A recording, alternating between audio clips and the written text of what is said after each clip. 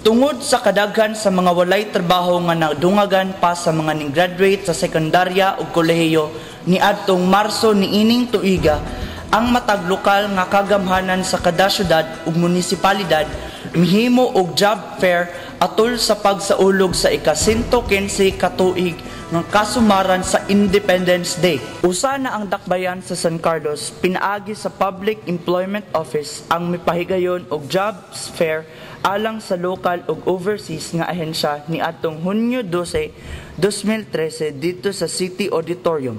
270 ka mga aplikante ang mi-apply sa lokal nga ahensya ug 485 ka tawo ang sa overseas nga ahensya diin maoy katibuk-ang narehistro sa buhatan sa peso.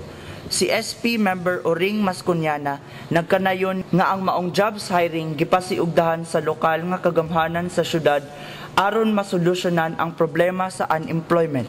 Mipahimang nuusab siya sa mga aplikante nga mopili sa insakto ug husto nga ahensya diin mobagay sa ilang eskwelahan ug nakat-unan para andam sa paghimuon nga interview. Job assistance from the city government. Every time that we are going to have matunong unta ni sa atong celebration sa Charter Day anniversary because it is always before July 1, the jobs. When you apply for a particular job, see to it that your qualification will suit the job that you are applying for. Because if you really suit the job, your qualification really suit the job that you are applying for, there is no problem in getting you hired. Nang hinaot si City Mayor Gingo Valmayor Jr.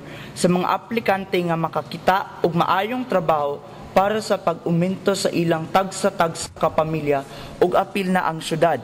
Nalipay usab ang mayor sa maong malampuson nga jobs fair dinhi sa syudad. We hope that this will be an opportunity for you, both our participating agencies, and especially you, our job seekers, to find ways to match yourselves with the demand of the times. There is always an unending process of learning. So I also would advise you, our job seekers, to capacitate yourselves and prepare yourselves for the opportunities of the times and of the opportunities that might come. The Philippine economy is very fast growing. So as the industries, the renewable energies in the city of San Carlos. Nagpasalamat usab si Peso Manager Delia Camasura sa mga opisyales sa lokal nga kagamhanan sa syudad sa gihatag nga suporta sa ilang mga kalihukan. I just would like first to extend my sincerest thanks and appreciation to our city officials headed by our beloved City Mayor Gerardo P. Valmayor Jr. for providing us a budgetary allocation for this activity and for their untiring support also.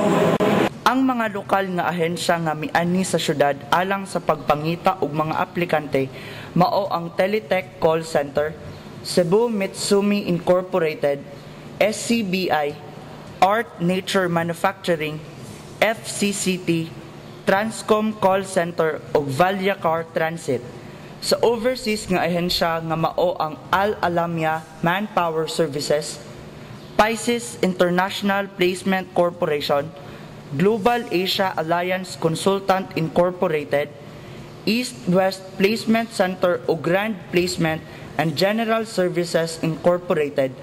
Anaa usab ang personnel sa Dole nga mao si Richard H. Apostra, Labor Employment Officer sa Sagay Satellite Office. Misaksi sa maong job fair sila si SP members Momoy Dibulgado, Hernan Antonio, Vicky Kabili ug ABC President Mark Quig.